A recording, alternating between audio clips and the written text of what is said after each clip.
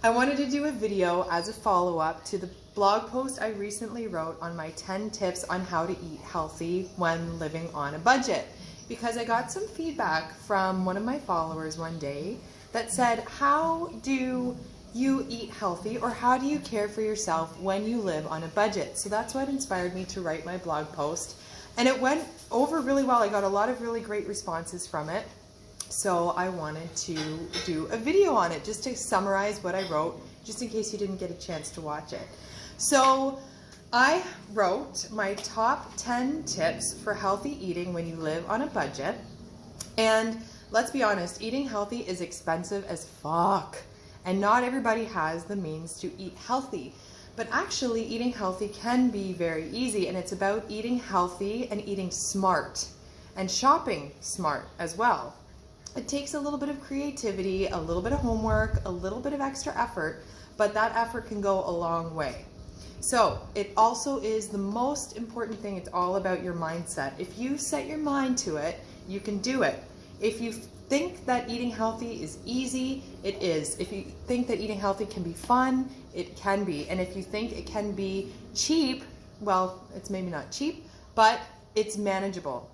So it just takes the first step is making the commitment to eating healthy. So with that said, here are my 10 tips to eating healthy when you live on a budget. And I'm going to refer to my notes that I wrote on my blog post just to help me along. So number 1 is eat seasonal. This is one of the most important ones. Fruits and veggies are super important to eat when you want to eat on a budget, because you can buy them seasonally. Berries are good in the summer. Root vegetables are good in fall and winter. It's really, really important to eat seasonal. And what you can do is you can go to your local farmer's market. You can stock up on fruits and veggies that you're able to freeze, like berries, for example. So if you buy them in large amounts, or if you buy them in bulk, you can freeze them for a couple months. So that is the number 1 way to shop on a budget. And also, go to your local farmers markets, cost compare between the foods in the farmers market and the foods in your grocery store, and you might discover that farmers markets aren't as expensive as you think. And what's nice about shopping at farmers markets is that it's about quality, not quantity. So most of the fruits and vegetables and produce, or any kind of food, health food that you buy at a farmer's market, is really, really good quality. Most of the time it's organic, it's grown locally, so it's really, really good for the environment as well.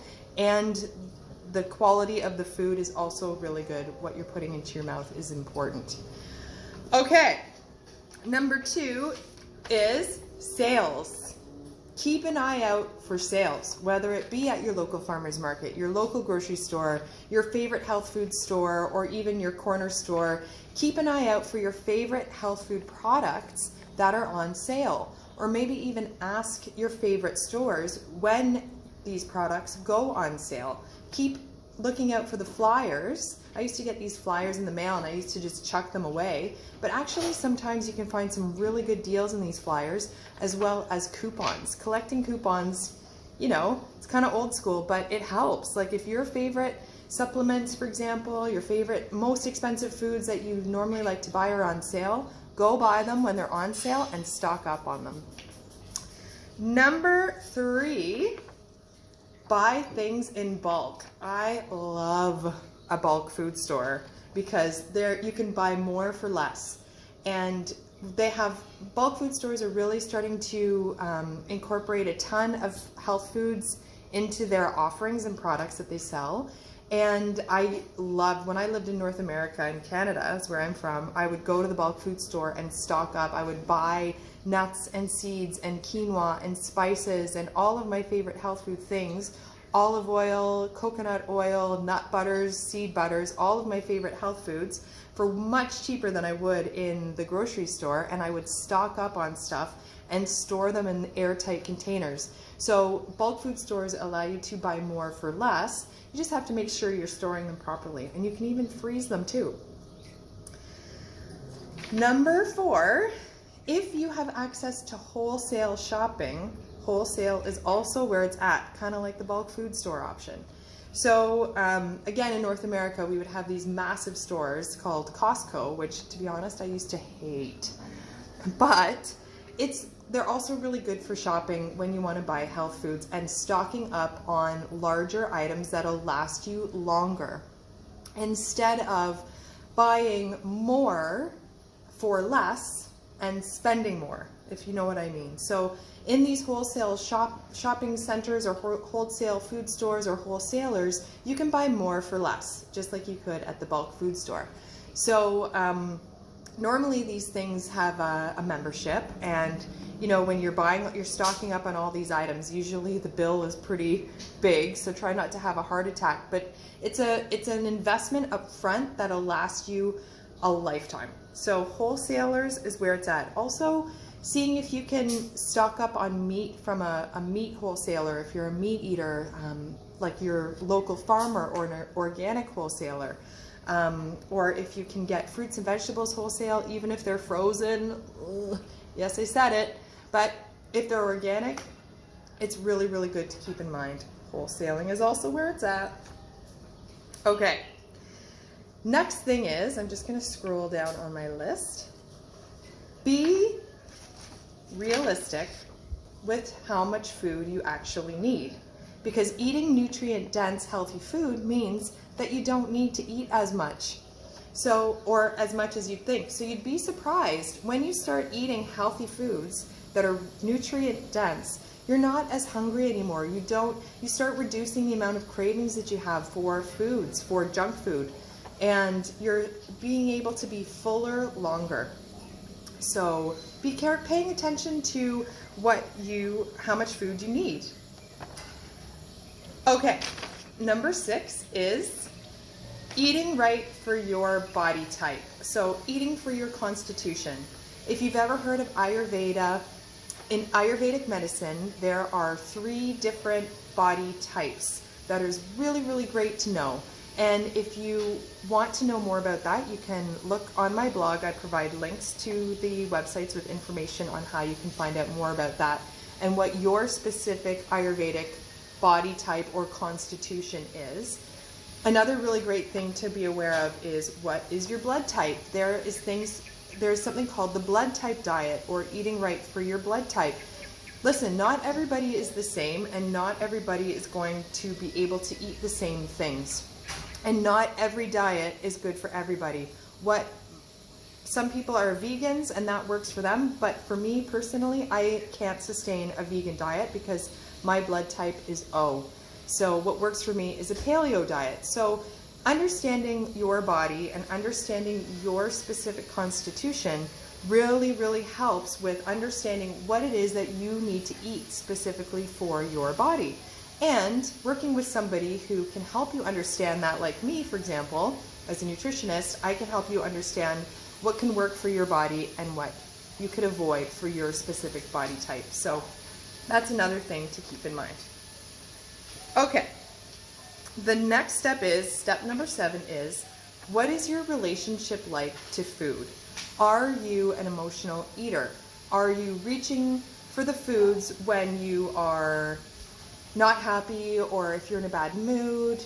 What triggers you to reach for these foods? What are you craving? And are you actually hungry?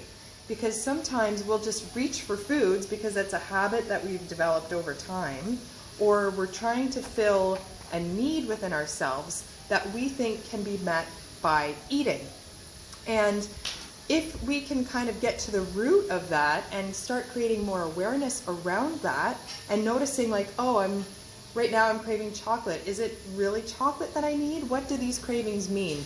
Understanding that, which is also something that I can help you with, will help you realize that you don't need to eat as much as you think. So having that understanding of what your relationship to food is like is another way that you can reduce costs while you're eating healthy. Number 8 is intermittent fasting. Now, this isn't for everybody, and the point of this isn't about skipping meals. It's about eating smart and understanding what works for your body. Intermittent fasting is a huge trend right now, especially in the fitness industry, where You go for a specific period of time without eating. Most of the time it's throughout the night. So for example, some people will have their last meal, like dinner, at maybe 7 o'clock or no later than 7 o'clock, and they won't eat until maybe 9 a.m., sometimes longer the next day. And then they'll have a meal at 9 a.m. the next day, and then they'll maybe snack throughout the day, and then they'll have their dinner. So some people are eating 2 meals a day, sometimes 3, depends on how it works for you and your body type. But this is a really great way to also reduce the cost on eating healthy. But it's really, really important that you understand how it is, how it works, and how it is for your body, because intermittent fasting isn't for everybody, and it takes a bit of time to get used to. And so understanding how to do it right is the most important if you want to intermittent fast. But there's so many benefits to this. There's weight loss benefits, there's energy, it increases your energy. I've just heard so many great things about intermittent fasting, but you need to know how to do it and do it right. Okay, number 9 is meal prepping.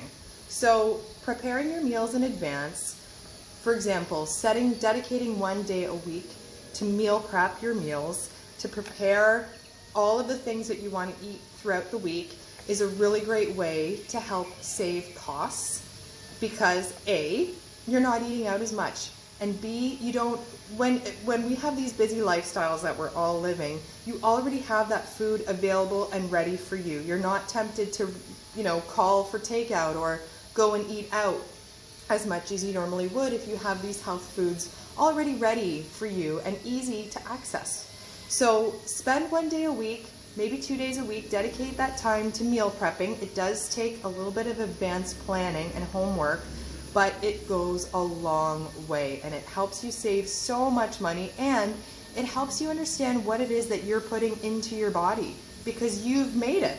So that's another thing, and it's also really great for your health, for weight loss, for just so many other benefits. Okay, last but not least, number 10, drink water. Sometimes when we're hungry, or when we get cravings, or when we think we're hungry, our body is actually thirsty, and we just need some water. So the next time you get a craving, or you feel like you might want to eat something, or you're hungry, reach for the water, and to have a glass of water, or like a little bit more than a glass of water, which already should be drinking a lot of water every day. But before you reach for the food, try drinking a glass of water and noticing how that feels for you. Do you then notice that your cravings go away? Are you feeling as hungry? This point is also super important. So there are my 10 tips to eating healthy when you live on a budget. There are other things to be mindful of, which I've highlighted on my blog. So feel free to visit yoninutritionist.com to check out my blog post that I wrote. And you can see all of these things in detail, including some other really important points. But to summarize, eating healthy is not as expensive as you think. It takes a little bit of creativity, a little bit of extra effort, but it is totally doable, it is totally manageable, and this can benefit men and women. This benefits everybody. And it all starts with your mindset. If you think that you can do this, you can. If you think that eating healthy is easy, it is. So make the commitment to yourself. It's the best investment that you can make is in yourself and in your health, and eating healthy can be fun, easy, and not expensive as you think. Thanks so much for listening if you're still watching, and feel free to visit my website at yoninutritionist.com and check out my blog post for more information. Much love. Mwah.